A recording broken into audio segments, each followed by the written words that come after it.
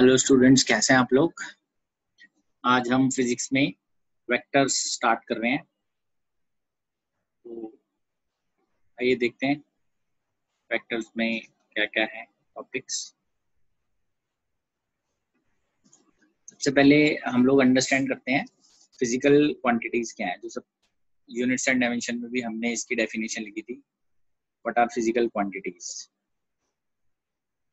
तो physical quantities वो हैं जिनमें लॉज ऑफ फिजिक्स हम लिखते हैं। Those quantities in terms of which laws of physics can be described.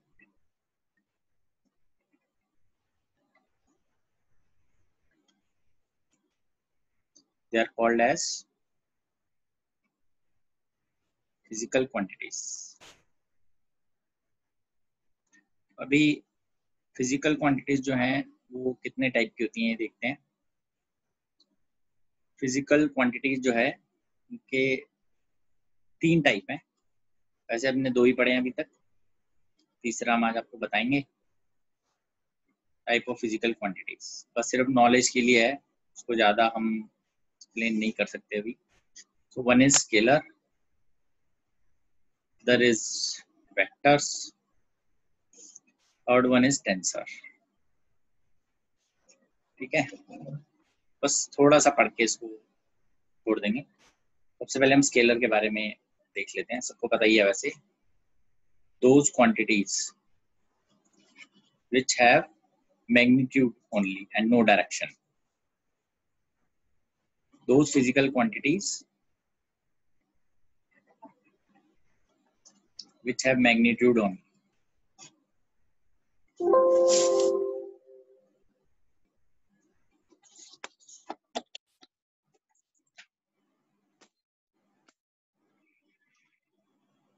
Those physical quantities which have magnitude only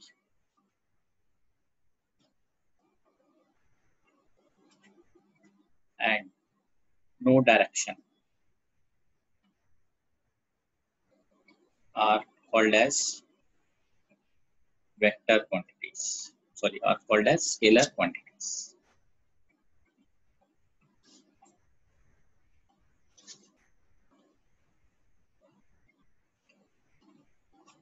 वो क्वांटिटीज जिनके पास सिर्फ मैग्नीट्यूड होता है, कोई डायरेक्शन नहीं है, उनको स्केलर बोलते हैं। एग्जांपल इसका क्लियर ही है, डिस्टेंस, स्पीड, टाइम। ठीक है ना, ये हो गई। फर्दर हम आगे बढ़ते हैं और देखते हैं वेक्टर में क्या है। Those physical quantities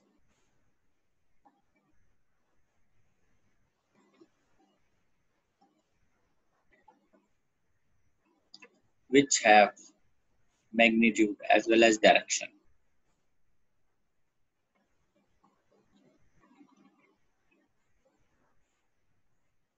इनके पास मैग्नीट्यूड भी है और डायरेक्शन भी है, are called as vectors. इसका एग्जांपल हम लोग लिख सकते हैं वेलोसिटी, डिस्प्लेसमेंट, एक्सेलरेशन एटसेट्रा। ठीक है ना। Then comes tensor. So those physical quantities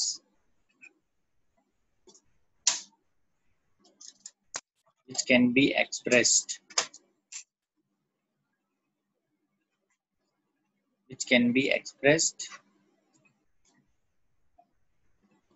in matrix form. Matrix form के अंदर जिसको एक्सप्रेस करते हैं, मैट्रिक्स एक्चुअली 12th में आता है, तो उस फॉर्म के अंदर इसको हम एक्सप्रेस करते हैं। And which have different magnitudes in different direction. Different direction में अलग-अलग मैग्नीट्यूड होता है। They are called as tensors. इसके एग्जांपल हम ले सकते हैं। एक तो है मोमेंट ऑफ इनर्शिया, अभी आगे ये चैप्टर्स के अंदर आएंगे, वैसे हमने इसको यूनिट्स एंड डायमेंशन में देखा था, और स्ट्रेस, ये दोनों टेंसर क्वांटिटी है, ठीक है। And do remember that tensors do not follow vector addition. Vector को जैसे हम ऐड करना सिखाएंगे अभी इस चैप्टर में, वो टेंसर्स फॉलो नहीं करते, वेक्टर एडिशन को फॉलो नहीं करते, ठीक है। या तो आगे बढ़ते हैं अब हम। Now how to write a vector. अब बेसिकली हमें इस चैप्टर में वेक्टर पे फोकस करना है, तो हम वेक्टर को कैसे लिखते हैं, how to write a vector. उसको लिखने का क्या तरीका है, it is written by a symbol. Vector is written by a symbol and by putting an arrow over it. एक एरो डाल देते हैं उसके ऊपर, over it. For example,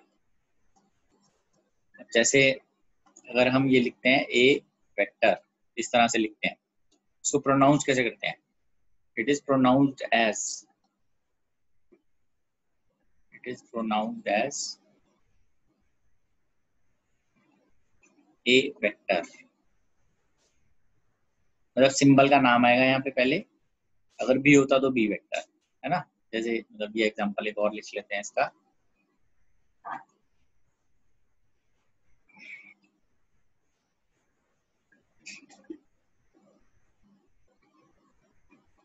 it is pronounced as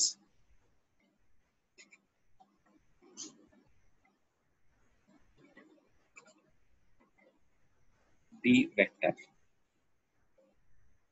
ठीक है। तो ए वेक्टर और बी वेक्टर, इस तरह से इसको हम प्रोनाउंस कर सकते हैं। लिखने का तरीका ये ऐसे एरो डाल के लिखते हैं। कुछ जगहों के ऊपर खाली बार भी डाल देते हैं, बट कई स्कूलों में इसको मना कर दिया जाता है, इसलिए ध्यान रखना है कैसे लिखना, ठीक है। तो आगे लिखते हैं हम, how to represent a vector. Vector को रिप्रेजेंट कैसे करते हैं, एक तो लिखते हैं कैसे हैं उसको, एबीसी के फॉर्म में लिख दिया। अब वेक्टर को रिप्रेजेंट कैसे करना है, how to represent a vector. Vector कैसे रिप्रेजेंट होता है, एक लाइन से और जिसके ऊपर एक एरो डाल देते हैं। जैसे vector is represented by a line with an arrow. जैसे आप एग्जांपल देख लीजिए इसका, एग्जांपल देखते हैं इसका। अगर ये हमने वेक्टर को रिप्रेजेंट किया तो यहाँ ऐसे लिख दिया, ये ए वेक्टर है, ये इसको शो कर रहा है ए वेक्टर। अगर हमने कोई ऐसे वेक्टर लिख दिया, एरो इधर डाल के बी वेक्टर, ये बी वेक्टर को शो कर रहा है। एग्जांपल वर्टिकल वेक्टर डाल देते हैं, सी वेक्टर, डाउनवर्ड वेक्टर भी डाल सकते हैं ऐसे, डी वेक्टर। तो ये तरीका है इसको शो करने का, ठीक है। देखिए, जो तीन हमारे पास मेन क्वांटिटीज हैं, स्केलर, वेक्टर और टेंसर। टेंसर पे बहुत ज्यादा एम्फेसिस नहीं डालना, सिर्फ इतना ध्यान रखना है कि दो ही क्वांटिटीज हैं जो टेंसर हैं पूरी फिजिक्स में। भी तो एक मोमेंट ऑफ इनर्शिया और एक स्ट्रेस है, जो आप 2 साल में पढ़ेंगे। एक मोमेंट ऑफ इनर्शिया और एक स्ट्रेस, ये ही सिर्फ टेंसर हैं। टेंसर को मैट्रिक्स फॉर्म में लिखना होता है। अभी हमें अगर पता नहीं है मैट्रिक्स कैसे बनाते हैं तो आप नहीं समझ पाएंगे ज्यादा। ध्यान रखिए, they have different magnitude in different direction, they do not follow vector addition, that's it. इससे ज्यादा जरूरत नहीं है, ठीक है। सिर्फ ये एक्स्ट्रा नॉलेज के लिए बताया मैंने कि आपको मालूम होना चाहिए। कल को कोई बच्चा पूछ ले आपसे या कुछ भी कहीं पे, तो आपको एक्स्ट्रा नॉलेज है। बहुत ज्यादा किसी को भी नहीं पता होगा इसके बारे में, ठीक है। तो आइए यहाँ पे आगे आते हैं। रिप्रेजेंट करना है एरो के साथ, और वेक्टर लिख के हम उसको रिप्रेजेंट कर सकते हैं। ये तरीका है इसको लिखने का, ठीक है। इसके बाद हम अब आगे देखेंगे modulus of vector. Modulus of vector, एक वेक्टर का मॉडुलस कैसे लिखा जाता है। मॉडुलस क्या है? It is magnitude of vector, और आप इसको लेंथ भी बोल सकते हैं, और it is length of vector. Modulus of vector जो है that is magnitude of vector, और it is length of vector.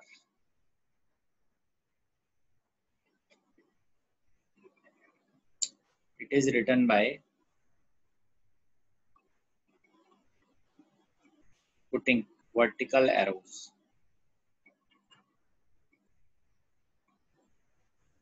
bars, yeah, vertical bars around a vector symbol।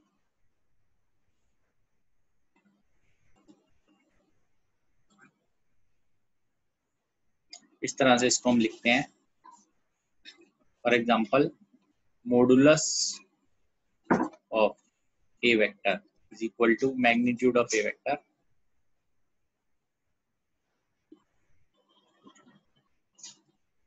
Equals to, देखो तरीका वही है, बार्स डाल के ऐसे लिख दिया जाए इसको, ठीक है। तो ये एक तरीका है इसको लिखने का। Modulus of vector is always positive.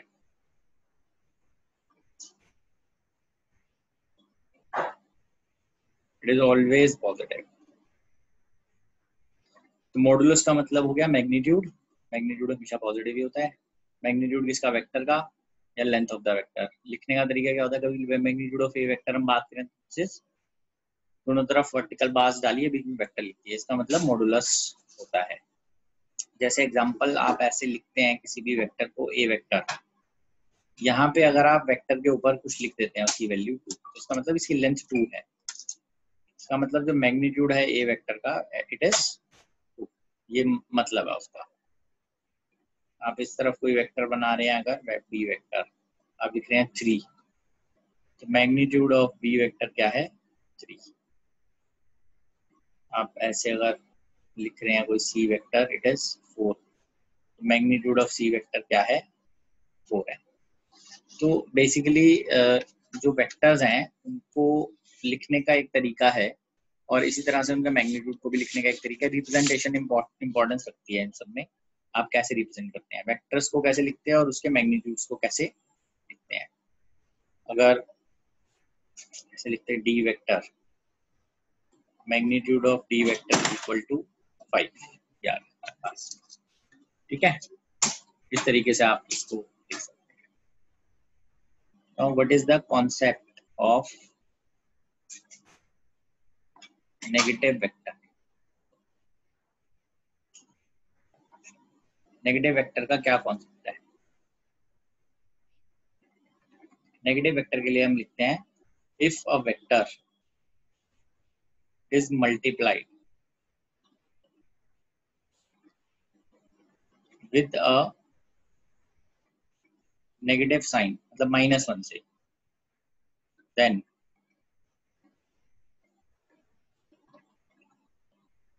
its direction is reversed, that is it is rotated by 180 degree। 180 degree से उसको रोटेट कर दिया, keeping magnitude constant.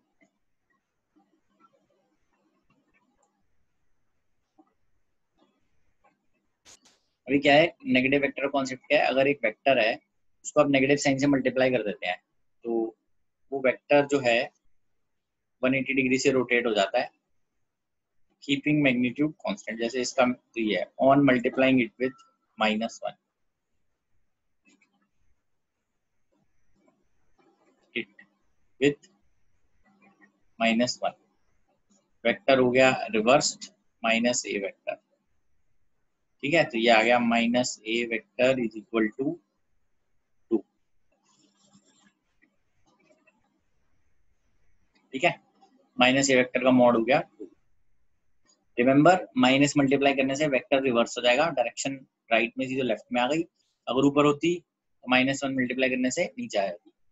Magnitude remains same. याद रखनी है ये बात कि मैग्नीट्यूड सेम रहेगा। मैग्नीट्यूड पे माइनस मत लगा देना कभी भी, ये बच्चे मैग्नीट्यूड पे माइनस लगा देते हैं गलती से, ठीक है। तो ये आ गया हमारे पास कॉन्सेप्ट ऑफ नेगेटिव वेक्टर। यहाँ तक किसी को कुछ पूछना है तो पूछ लो, फिर आगे बढ़ रहे हैं। टाइप ऑफ वेक्टर्स डिस्कस करूंगा मैं।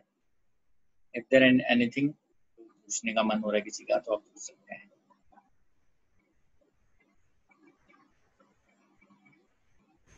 अभी तक सब क्लियर है सबको?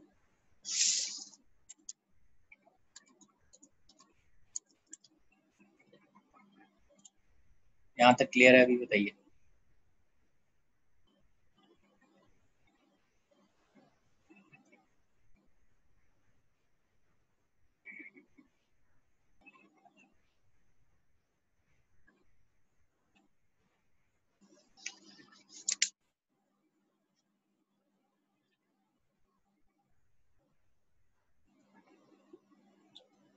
ठीक है, ये आगे बढ़ते हैं इसमें।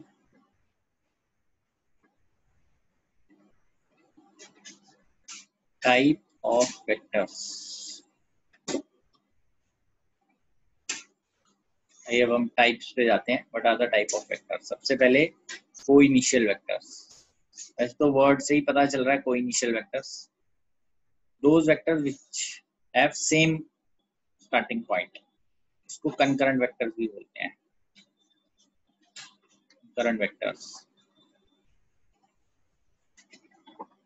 टू और more vectors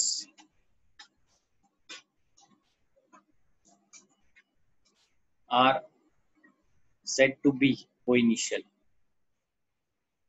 if their starting point is same. If their starting point is same.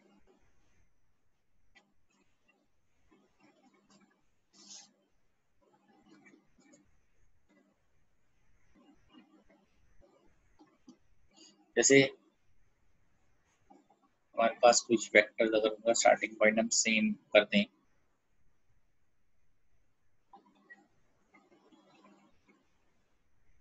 इनका स्टार्टिंग पॉइंट ये भी सेम है।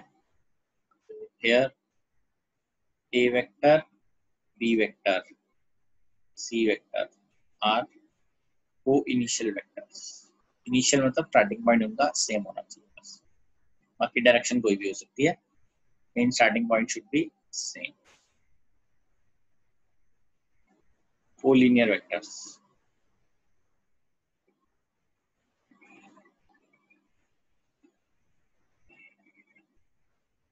two vectors are said to be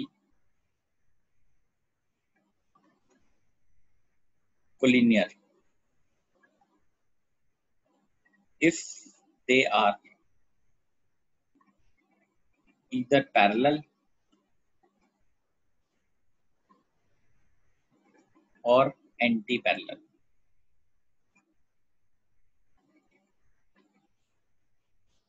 तो एग्जांपल में आप देख सकते हैं इफ दे आर पैरेलल और एंटी पैरेलल, मतलब एक तरह से ये है A vector, this is B vector. Here A vector is parallel to B vector, therefore a vector and b vector are collinear. ठीक है, क्योंकि अगर वो पैरेलल है तो भी वो कोलिनियर है।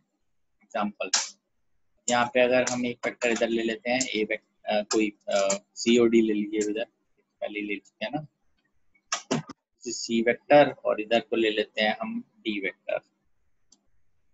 Here C vector and D vector are anti-parallel, parallel हो या anti-parallel हो, therefore C vector and D vector are collinear.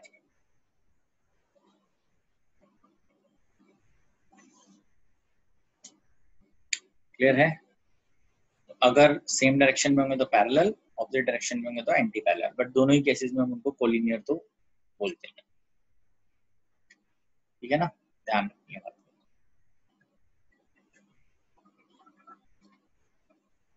Coplanar vectors,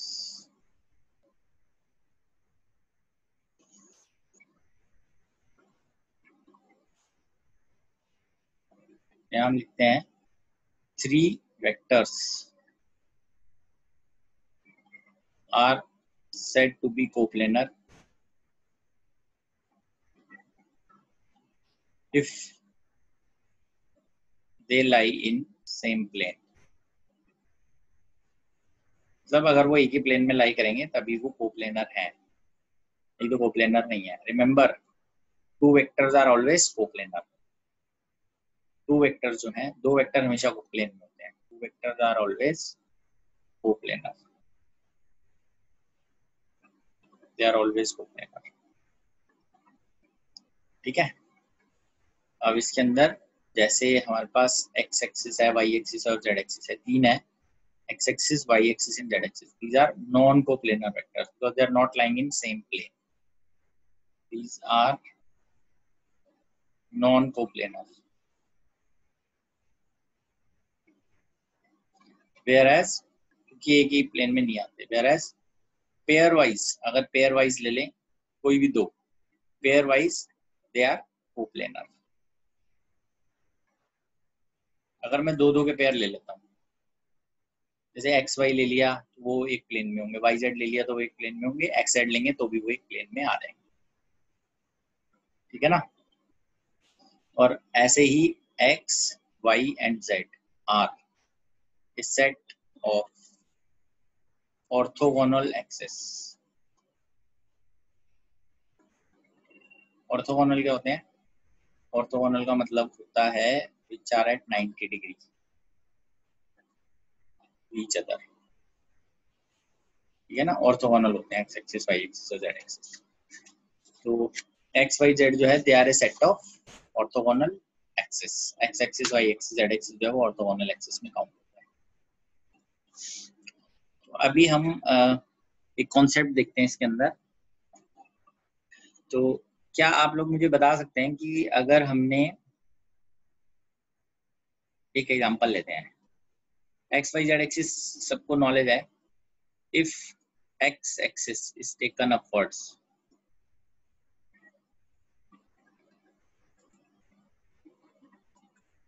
Y axis is taken राइटवर्ड्स,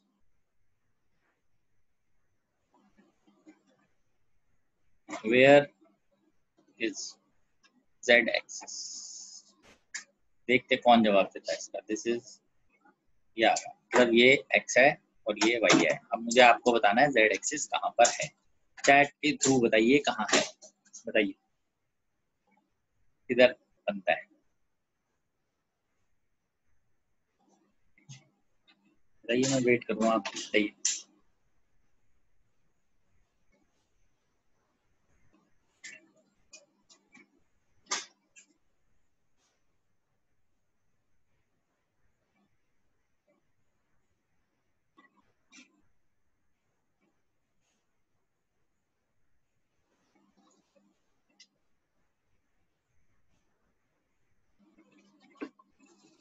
सोच के बताइए कहाँ है बेटा z एक्सिस।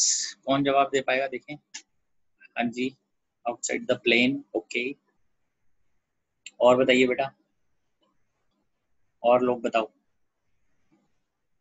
सब लोग बताओ, बताओ ना कि क्या पॉसिबिलिटी है। सबने पढ़ा हुआ कुछ कुछ, गलत बताओ कोई बात नहीं, बट आपको बताना है, चैट के थ्रू बताइए।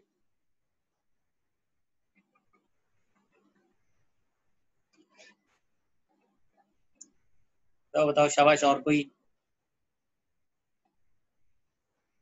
हाँ दीक्षा, बताओ एक बार, ट्राई करो। दीक्षा, आरुष, आरुषि, ट्राई कीजिए अपने। आप पहले पढ़ा हुआ है ना आपने कुछ तो इसके बारे में, बताओ। Perpendicular to x y axis, अरे वेरी स्मार्ट आंसर है। तो चलो, और कुछ आउटवर्ड या इनवर्ड ऐसे बताना होता है ना। परपेंडिकुलर तो चलो ठीक है। अब देखो मजेदार बात है एक, हाँ चलो आंसर आ रहे हैं, देखते हैं। Downward, okay. देखो आप मुझे ये बताओ, इसमें अगर हम एक्स और वाई एक्सिस जैसे हमने अभी लिया है, वाई के नियर, ओके, जैसे ये था, अगर मैं एक्स इधर लेता और वाई इधर लेता, अभी क्या फर्क पड़ेगा? मतलब एक्स और वाई मैंने ऐसे लिया तो what is the difference? Difference is this, In this case, z-axis is outwards. In this case, z-axis is inwards.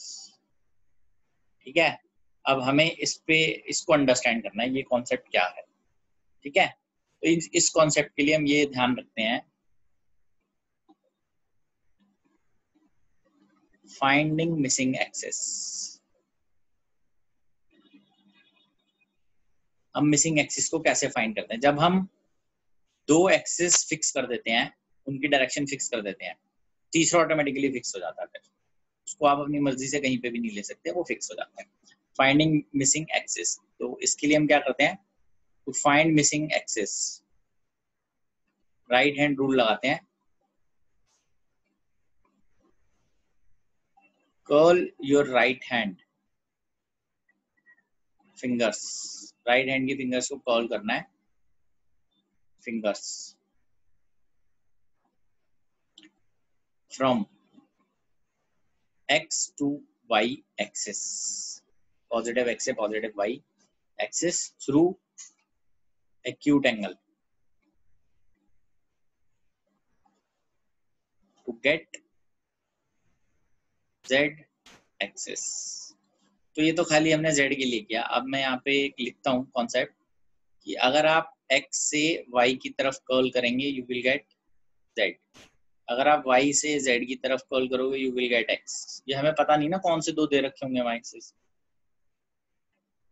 तो यू विल गेट y. ये आपको ध्यान देना है. ठीक है, अब हम करते हैं इसमें find missing axis.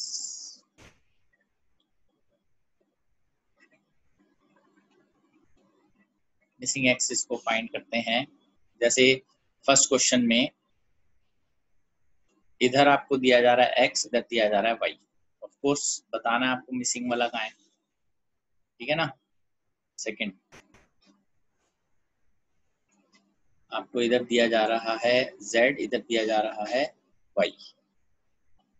Third, z x, जो भी मिसिंग है वही बताना आपको.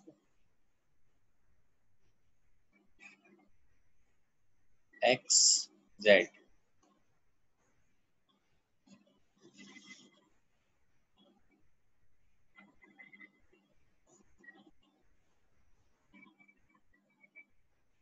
y z, x y. ठीक है ना. अब आपको इनमें मिसिंग एक्सिस बताना है कौन सा कहाँ पर है.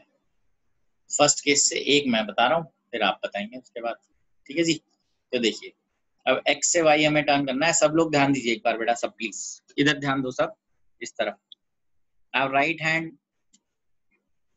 अपना देख लो एक बार, राइट हैंड पे स्टार्ट करना है. राइट हैंड में आपने फिंगर्स को x से y की तरफ कर्ल करना है. x से y की तरफ, यहाँ से एक्यूट एंगल की तरफ से. एक एंगल ये है, इधर से नहीं जाना. ठीक है जी. ये एक है, इधर से नहीं जाना. x से y की तरफ जाना है. थंब कहाँ आ रहा है बताओ? Right hand thumb. Right hand में x से y की तरफ जाओ, x से y की तरफ ऐसे. थंब कहाँ आ रहा है बताओ? थंब आएगा इनवर्ड्स. ठीक है ना. x से y की तरफ जाओगे तो थंब इनवर्ड्स आएगा, ध्यान दे दो.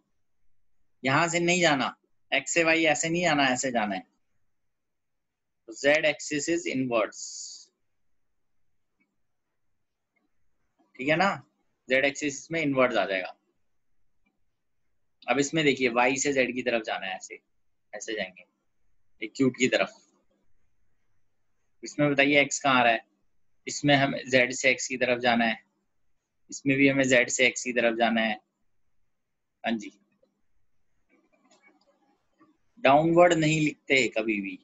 हमेशा ध्यान रखो, जब आप प्लेन में काम कर रहे हो और आपने प्लेन में एक्स वाई लिख दिया, तो जो बचा हुआ एक्सिस है वो या तो आउटवर्ड होगा या इनवर्ड्स होगा. It will be perpendicular to both. तीनों आपस में परपेंडिकुलर है ना. तो प्लेन से बाहर आना है उसने, इस वाले प्लेन से जिस पे आप काम कर रहे हो, इस प्लेन पे आप काम कर रहे हो, इससे बाहर की तरफ आना है या इससे अंदर की तरफ जाना है हमेशा. तो जेड एक्सिस जो भी है वो इनवर्ड या आउटवर्ड होगा, डाउनवर्ड नहीं होगा कभी.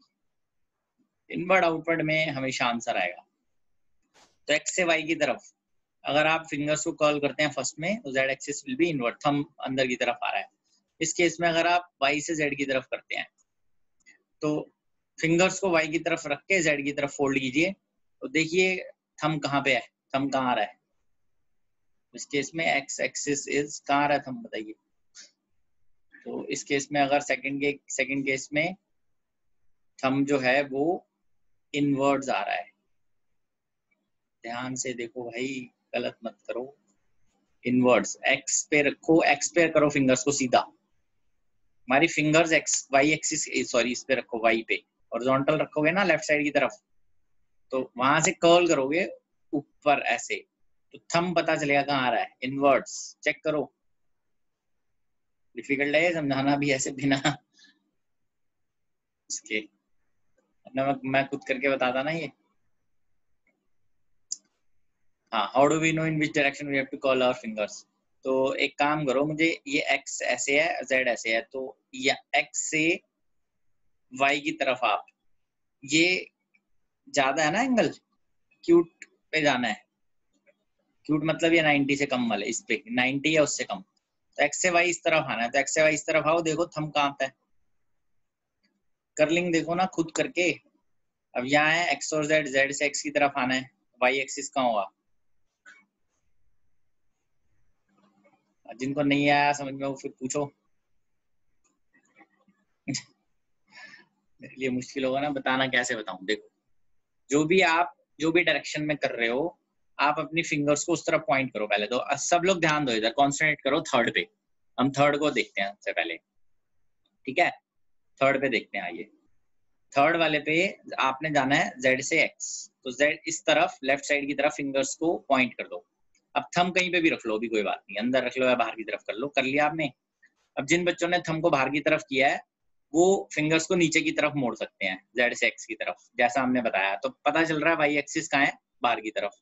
अब जिन्होंने थंब को अंदर की तरफ रखा था वो फिंगर्स को एक्स की तरफ नीचे तो मोड़ नहीं पा रहे, वो ऊपर से मोड़ के ला रहे हैं, तो ऊपर तो मोड़ना ही नहीं है, ऊपर इसलिए नहीं मोड़ना क्योंकि ये जो है हमारे पास दिस इज मोर देन 90, तो इस तरफ से तो आना ही नहीं है, इधर से ही आना है। तो बेसिकली जिन्होंने बाहर थंब रखा था उन्होंने सही किया, तो यही आपको ध्यान रखना है कि थंब को बाहर की तरफ करना है अंदर की तरफ करना है, दोनों में से कहीं भी एक तरफ कर लो, फिर देख लो कि जो एंगल जिस तरफ आप कर्ल कर रहे हो वो एंगल 90 है या उससे ज्यादा है, ज्यादा है तो वो नहीं है डायरेक्शन, बस y axis is outwards.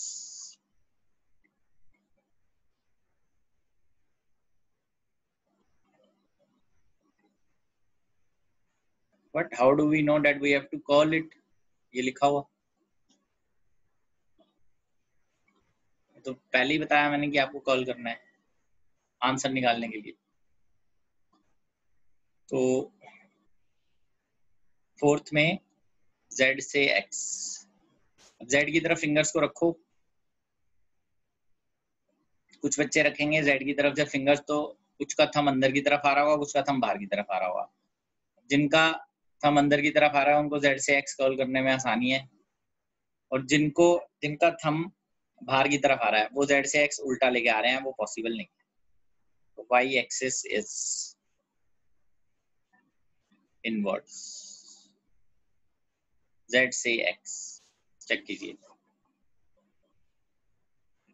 Difficult चीज है ये थोड़ी, ये लिखा हुआ है यहाँ पे बेटा सारा, इससे चेक करो आप, x से y, y से z, z से x, ठीक है, यहाँ लिखा हुआ है, इधर से देख के करो। हाँ वेरी गुड, आ गया तो बहुत अच्छा है। तो अब फिफ्थ में देखते हैं, y और z है, तो y और z, y से z की तरफ जाना है, y से z की तरफ जाओगे तो आपको पता चलेगा x एक्सिस कहाँ है। y से z की तरफ जाएंगे तो स्टूडेंट्स जो है अपने ये फिंगर्स को y की तरफ कीजिए, कुछ बच्चों का थंब अंदर की तरफ होगा, कुछ का बाहर की तरफ होगा, आपको y से z की तरफ जाना है। देखो कौन जा पा रहा है, जिनका थंब बाहर है वो इजीली जा पा रहे हैं, जिनका थंब अंदर है वो y से z या उल्टा की तरफ से जाएंगे, तो वो पॉसिबल नहीं है, एंगल बड़ा हो गया। तो y से z ऐसे जाना है, तो x एक्सिस इज आउटवर्ड्स, यही करना है बस। फिर ये x2y है, ऐसे जाना है। अब यहाँ पे देखिए x की तरफ रखिए और चेक कीजिए, हाँ x की तरफ रखिए, चेक कीजिए, फिंगर्स को राइट हैंड फिंगर से करना है, x की तरफ रखा, अब y की तरफ जाना है। जिन्होंने थंब अंदर किया हुआ उनके लिए इजी है, जिन्होंने थंब बाहर किया वो यहाँ से जाने की कोशिश हो रही होगी, फिर बड़ा एंगल है वो गलत हो जाएगा। z axis is inwards. Please check कीजिए बेटा सारे। इन 6 क्वेश्चंस को भी दोबारा प्रैक्टिस कर लोगे ना तो भी बहुत बेटर हो जाएगा। ठीक है, तो टाइप ऑफ वेक्टर में कोइनिशियल, कोलिनियर, कोप्लेनर, ये कोप्लेनर का ही पार्ट अभी तक हम कर रहे थे।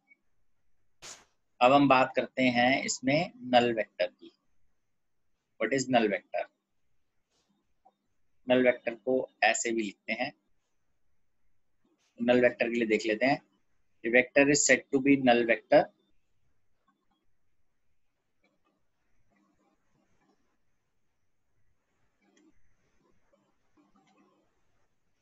if its magnitude is 0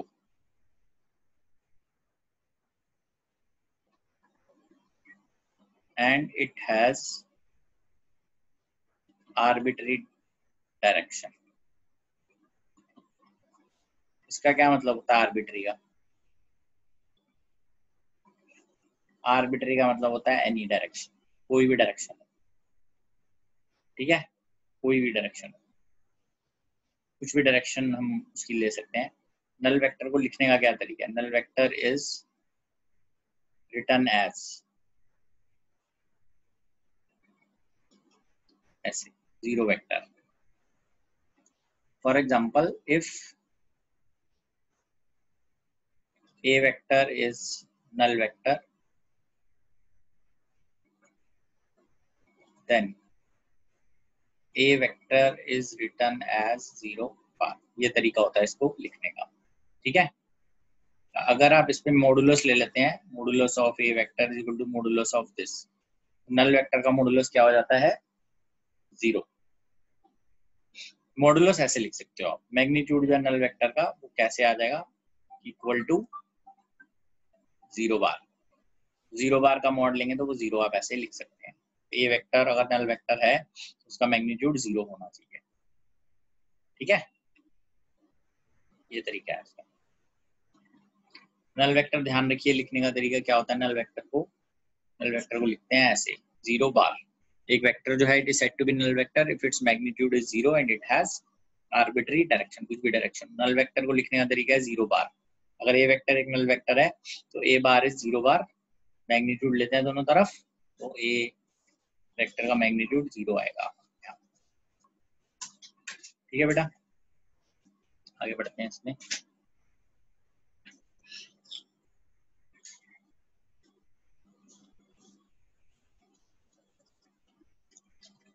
next है यूनिट वेक्टर। यूनिट वेक्टर क्या होता है? आइए, यूनिट वेक्टर क्या है? ए वेक्टर whose magnitude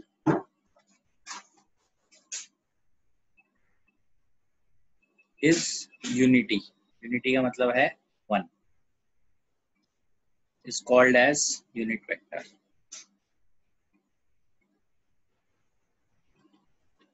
तो अभी यूनिट वेक्टर को रिप्रेजेंट कैसे करेंगे? कैसे पता चलेगा कोई वेक्टर यूनिट वेक्टर है?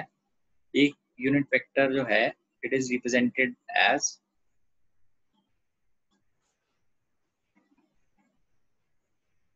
by putting cap over symbol। For example,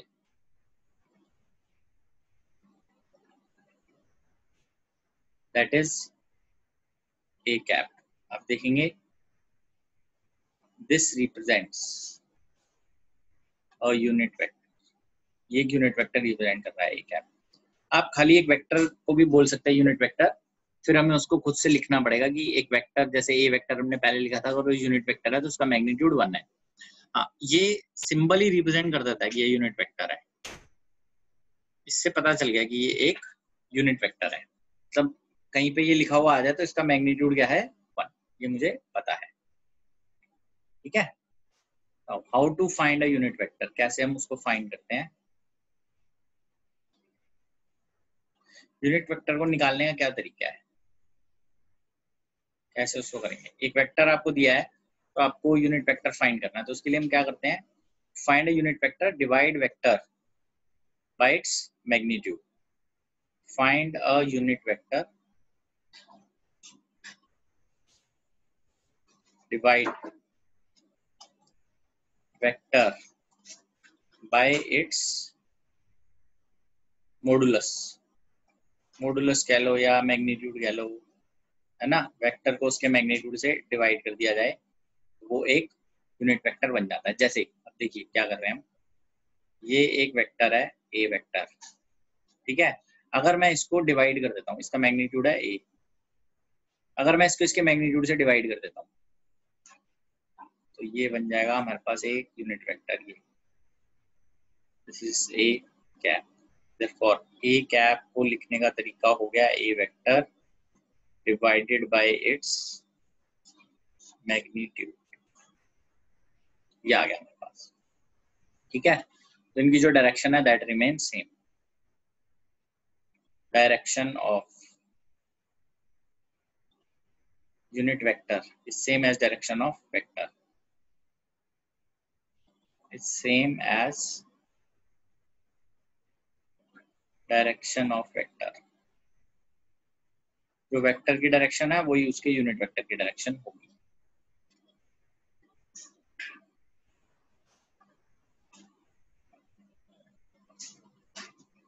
ठीक है, क्लियर है सबको, direction of unit vector is same as direction of vector, मतलब इन दोनों की, ए कैप की डायरेक्शन और ए वेक्टर की डायरेक्शन जो है वो सेम होगी हमेशा, जो भी डायरेक्शन आएगी इन दोनों की वो सेम होगी। हमें किसी भी वेक्टर यूनिट वेक्टर पता करना है तो बहुत सिंपल है, वेक्टर को उसके मैग्नीट्यूड से डिवाइड कर दीजिए, you will get a unit vector, ठीक है।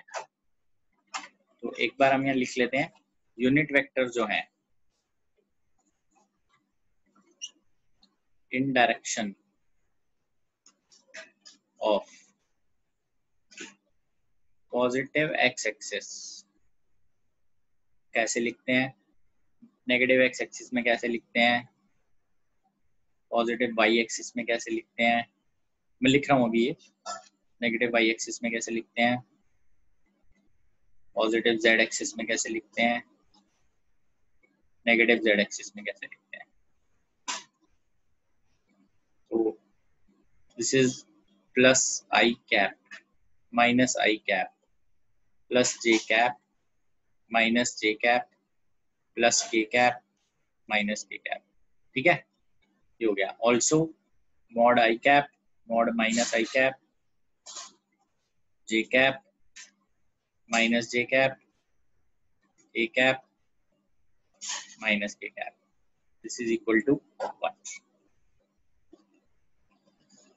ठीक है बेटा, ये देख लीजिए आप पीछे,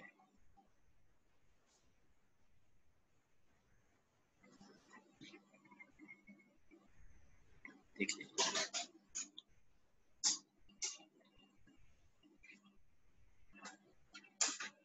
ठीक है। तो एक बार जैसे मैं पढ़ा रहा था तो एक बच्चे ने मेरे से पूछा, क्वेश्चन पूछ लिया, तो क्वेश्चन में उसने पूछा, सर अगर हम नल वेक्टर को, if a vector b vector is null vector then we can write it as,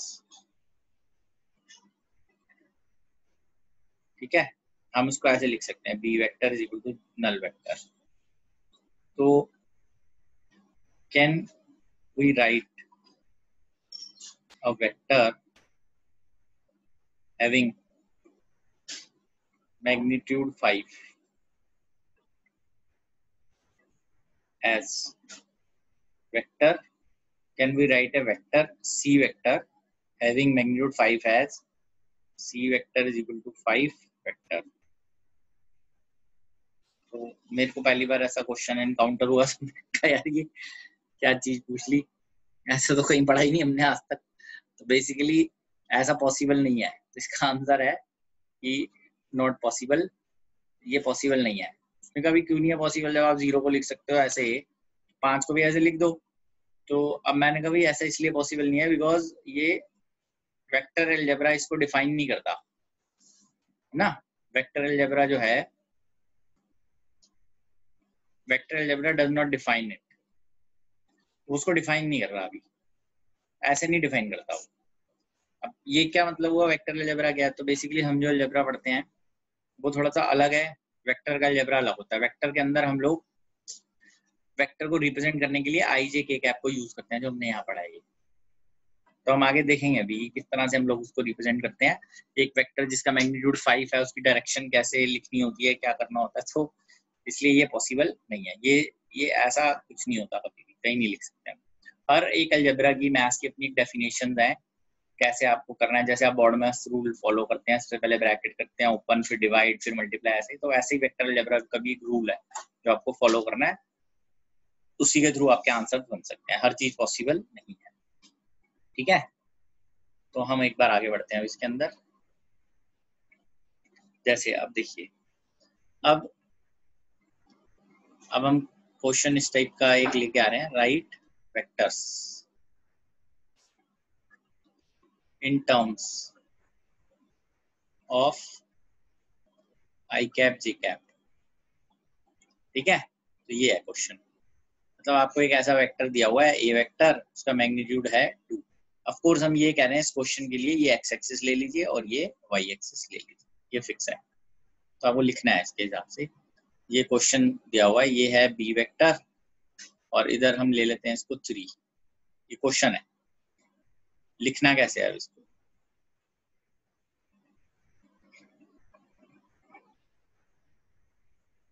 तो अब देखिए तरीका क्या लिखने का। ये ए वेक्टर है, ए वेक्टर मैं लिखूंगा इसको 2, इसका मैग्नीट्यूड है, डायरेक्शन का है इसकी राइट में, राइट का आई कैप लिख दीजिए यूनिट वेक्टर। बी वेक्टर, इसका मैग्नीट्यूड 3 है, इसका यूनिट वेक्टर लेफ्ट का क्या होता है, माइनस आई कैप। ये एक्स इधर है ना राइट में, तो लेफ्ट में माइनस एक्स है, तो ये आ गया -3 आई कैप। सी वेक्टर, ये कहाँ नीचे जा रहा है, -4 जे कैप, ये तरीका लिखने का। D vector 5 plus J cap, ये है इसमें। अगर आप इसमें ये पता करें कि इसका मैग्नीट्यूड क्या है, 2 कैसे आएगा, तो मैग्नीट्यूड लीजिए दोनों तरफ, 2 आई कैप, 2 कॉमन लीजिए, मॉड आई कैप क्या होता है 1, अभी तो पीछे पढ़ा हमने। Mod I cap is mod minus I cap is also 1। यहाँ पे अगर मैं इसका मैग्नीट्यूड ले लेता हूँ बी वेक्टर, ये आ जाएगा -3 आई कैप, 3 बाहर आ गया, mod of minus I cap this is 3, तो 3 लिखा हुआ ऊपर, मॉड सी वेक्टर मॉड -4 जे cap, 4 common minus J cap, minus J cap का मॉड क्या होता है 1। डी वेक्टर मॉड 5 जे कैप, 5 बाहर आ गया, मॉड जे कैप आ गया, जिस ये तरीका है इसको करने का, लिखने का, ठीक है ना। तो इस तरीके से हम लिख सकते हैं इसको। जैसे चेक कर लीजिए, कोई डाउट नहीं है इसके अंदर ना।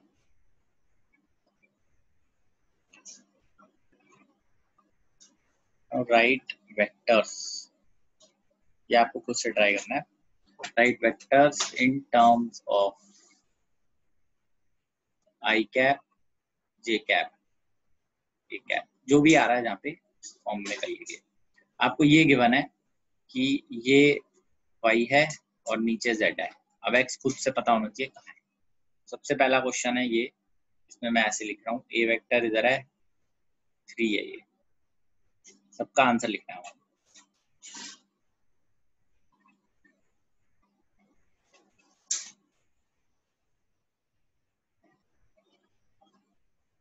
बी वेक्टर है और ये है 6, आपको इन सबके आंसर लिखने हैं क्या है, ठीक है। ये y है, ये z है, क्विकली लिखिए और बताइए,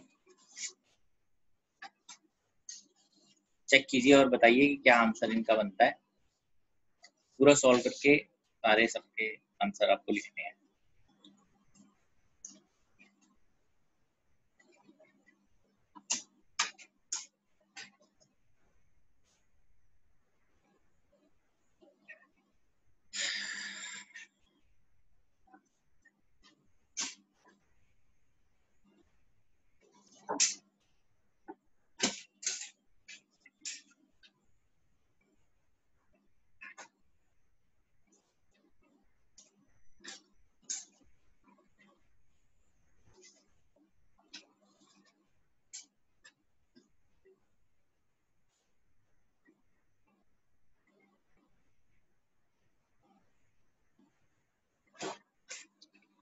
ठीक है भाई, आइए इसको स्टार्ट करते हैं, फिर ट्राई कर लीजिए आप लोग। राइट साइड में y एक्सिस है, so we write a vector as 3j cap.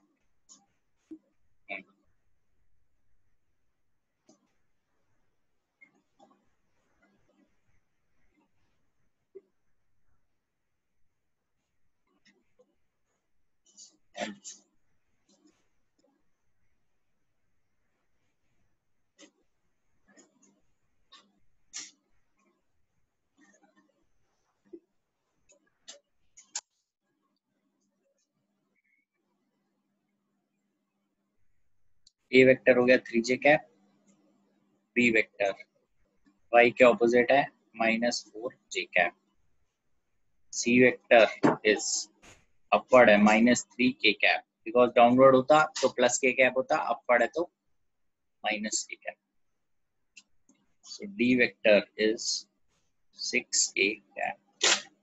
ठीक है, इसका मैग्नीट्यूड वाला कॉन्सेप्ट देख लीजिए कि अगर हम मैग्नीट्यूड लेते हैं दोनों तरफ तो क्या बनता है, 3j cap taking 3 common, modulus of j cap which is 3, because j cap का मॉड 1 है।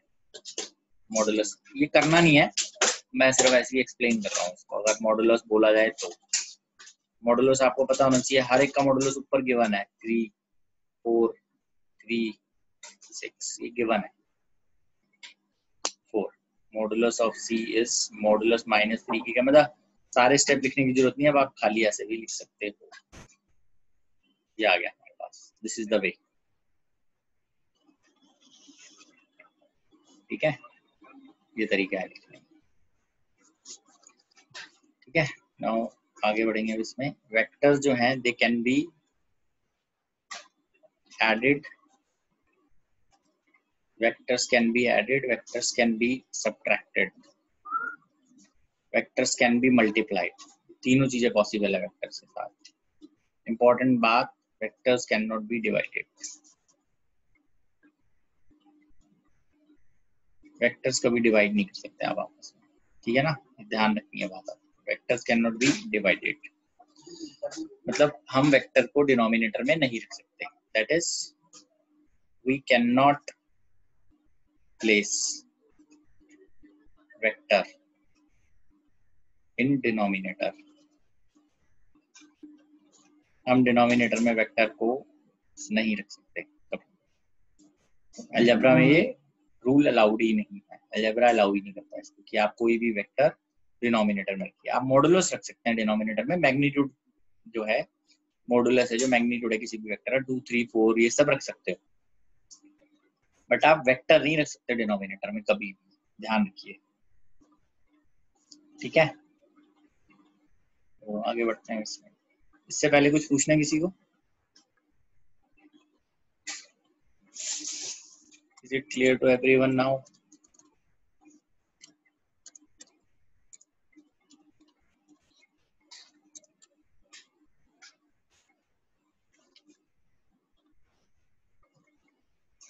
बताइए बताइए, क्लियर है सबको ये?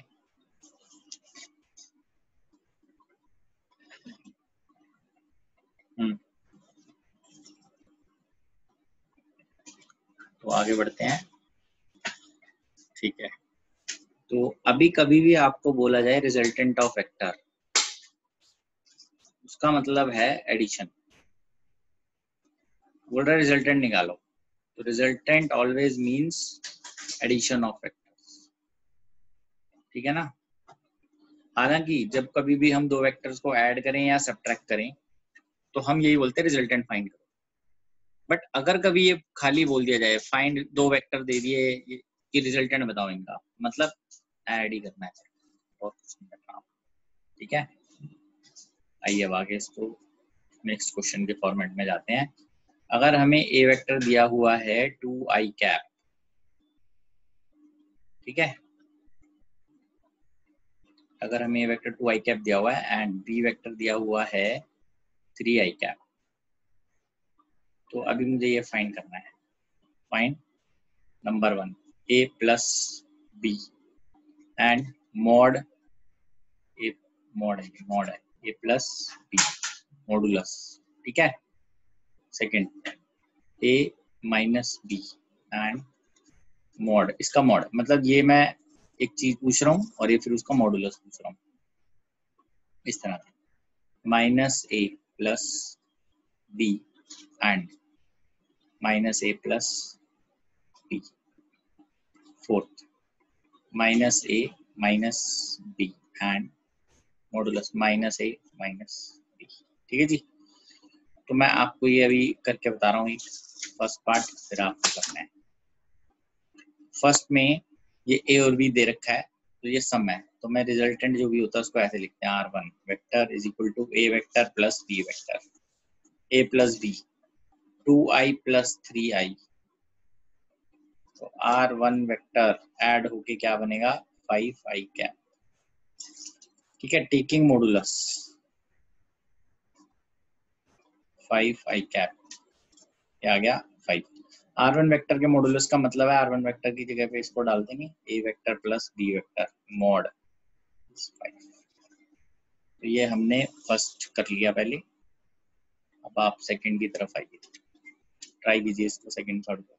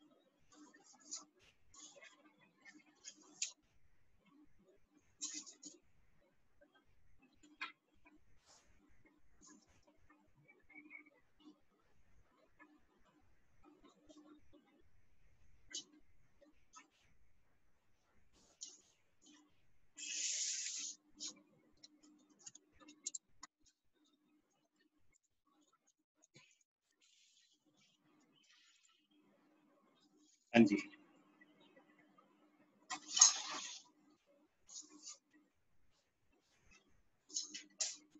नहीं नेगेटिव तो इसका नहीं आप समझे।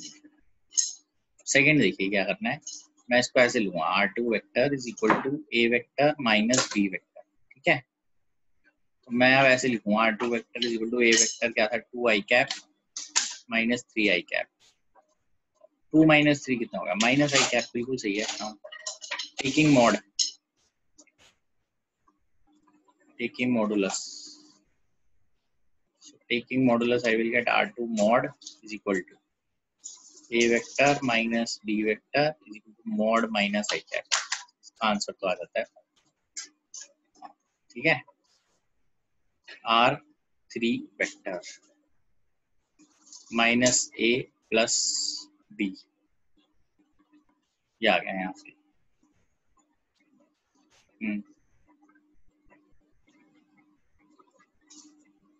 ये वैल्यू आ जाएगी -2i cap plus 3i cap. वैसे R3 वेक्टर अगर हम खाली पहले लिखते हैं इसको, तो हम R3 वेक्टर लिखते हैं अगर,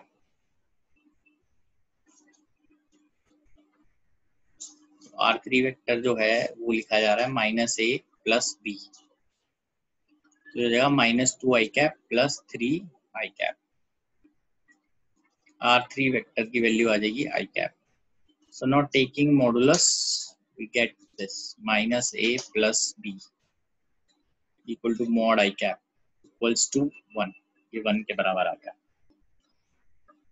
fourth, R4 vector is equal to minus a minus b, ये आएगा -2i cap minus 3i cap, total आ गया ये -5i कैप। मॉड लेंगे अगर इसका -a minus b mod -5i cap, answer is 5।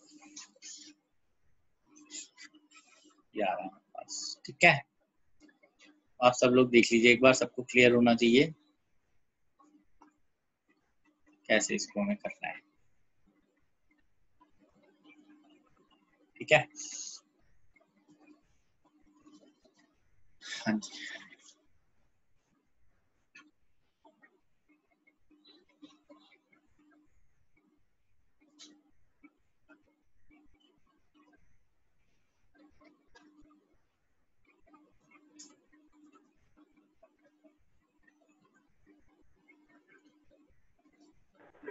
Sir जैसे R3 वेक्टर था तो उसका आई कैप आंसर आ रहा है, तो आई कैप को आई कैप ही लिख सकते हैं, फिर 1 भी लिख सकते हैं।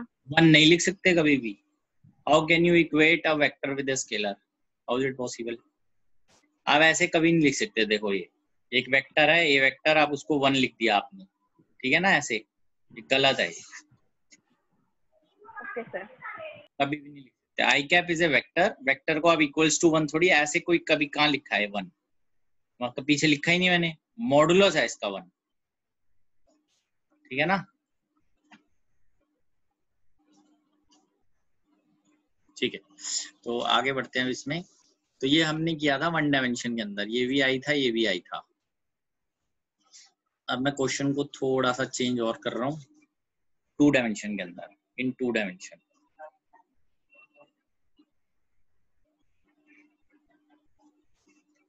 ठीक है, तो 2 डायमेंशन में क्या है, if A vector is equal to 2 I cap and B vector is equal to 2 J cap.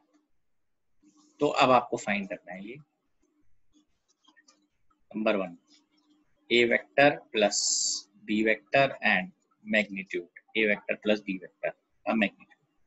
Number 2, A vector minus B vector and modulus में A vector minus B vector का magnitude. Number 3, minus A vector minus B vector and, sorry ये plus कर देते हैं इसको भी, minus ए plus B, clear.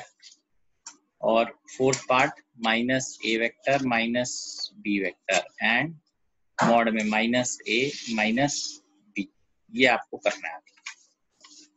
अब एक मैं फिर करके दिखाऊंगा दोबारा, फिर आप ट्राई कीजिएगा उसके बाद, है ना। मेरी क्वेश्चन नंबर देख लें जरा।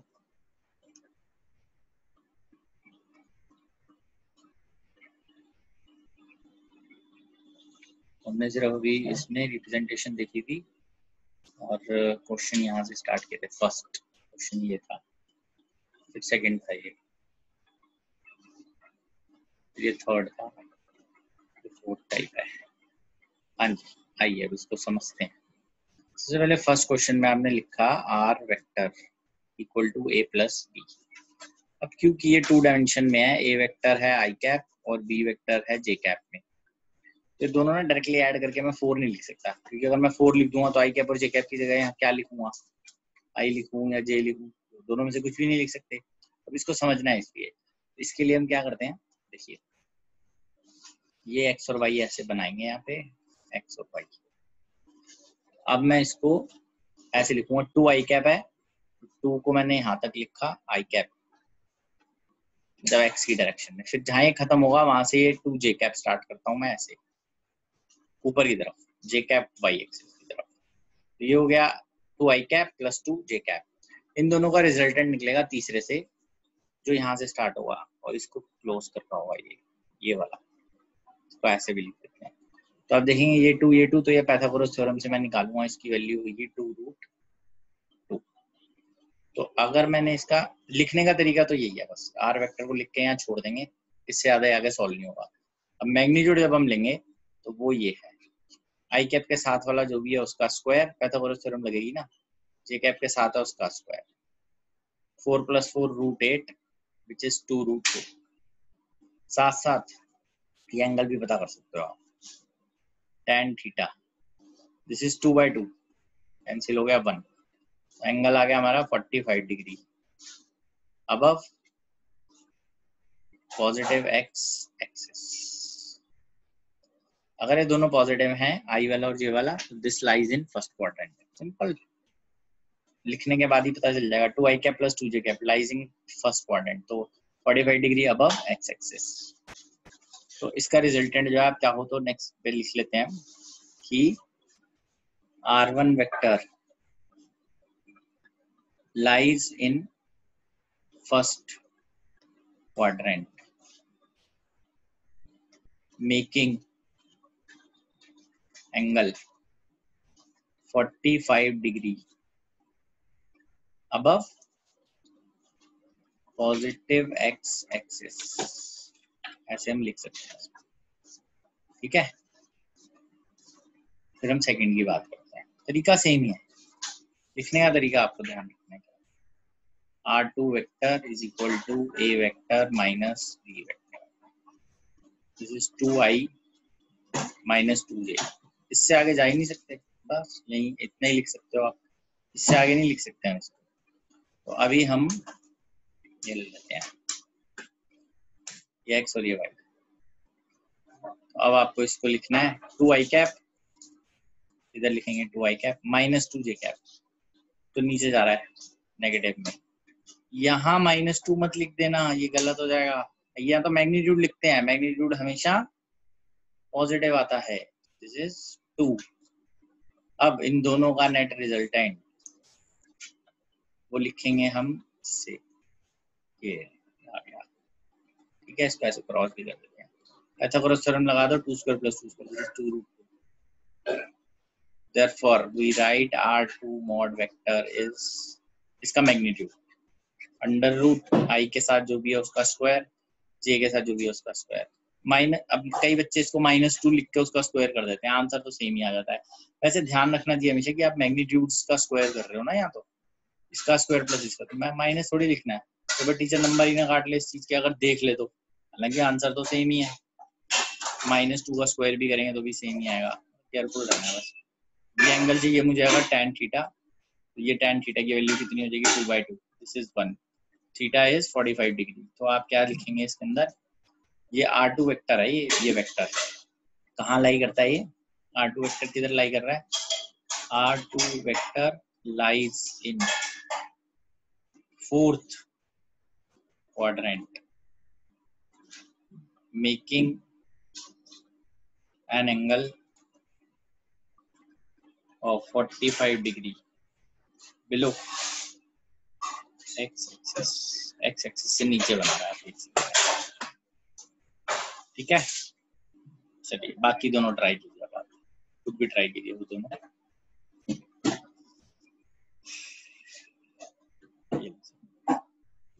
खुद से ट्राई कीजिए इसको।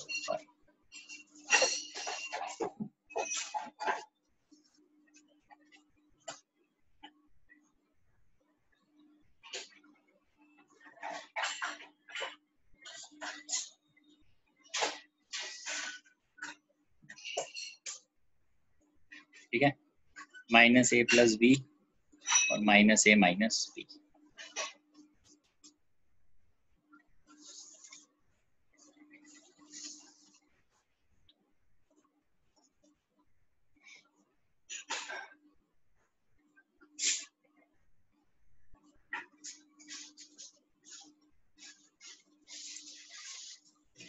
ये फर्स्ट था, फिर हमने सेकंड के लिए किया, अब हम थर्ड के लिए करते हैं। R3 vector -a + b -2i cap + 2j cap. ये इस तरह से हम लोग देखते हैं, -2i कैप + 2j कैप, तो ये वैल्यू इस तरह से आ जाएगी। -2i कैप जो है वो इधर है, + 2j कैप जो है वो ऊपर की तरफ है, ठीक है। ऐसे ये भी 2 है। अब इन दोनों का नेट जो आएगा वो इससे आ रहा है, ठीक है, ऐसे क्रॉस। और R3 वेक्टर तो ऐसे ही शो करना था, R3 वेक्टर का मॉड जो है वो ऐसे आ जाएगा, 2 का स्क्वायर फिर से +2 का स्क्वायर, यहाँ से आप देख सकते हैं, ठीक है। Again this is 2√2, tan theta फिर से बनना है, थीटा हमारे पास 45 डिग्री है, तो हम लिख लेते हैं कि R3 वेक्टर लाइज इन, ये कौन से उसमें लाई करता है, कौन से क्वाड्रेंट में लाई करता है, second quadrant R3 vector lies in second quadrant making, ये देखो, making angle 45 degree above negative x axis. और इसको ऐसे भी लिख सकते हो, और R3 vector lies in second quadrant making angle, इधर से भी लिख सकते हैं angle 135 degree above positive x axis. Positive x axis के साथ भी आप एंगल बना के लिख सकते हैं, ठीक है ना, वो भी आ सकता है। 4 R4 vector is -a -b।